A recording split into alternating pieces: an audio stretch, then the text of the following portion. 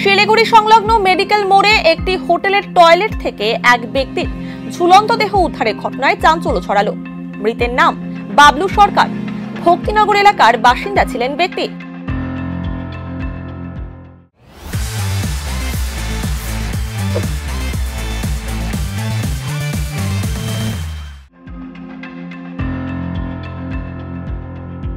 জানা গিয়েছে, মৃত বাবলু সরকারের সঙ্গে নকশালবাড়ির বাসিন্দা এক মহিলার প্রেমের সম্পর্ক ছিল। মৃত ব্যক্তি ও মহিলা দুজনই বিবাহিত। এদিন বাবলু সরকার ওই মহিলার সঙ্গে মেডিকেল মোড়ের হোটেলে যান। এরপর হোটেলের টয়লেট থেকে ব্যক্তির মৃতদেহ উদ্ধার হয়। ঘটনার খবর পেয়ে উত্তরবঙ্গ মেডিকেল ফাঁড়ির পুলিশ পৌঁছে মৃতদেহ উদ্ধার করে ময়নাতদন্তের জন্য পাঠায়। যদিও ঘটনায় এখনো অবধি কোনো অভিযোগ দায়ের হয়নি। এদিকে ঘটনার পর মহিলাকে আটক করেছে পুলিশ। গোটা ঘটনার তদন্তে পুলিশ।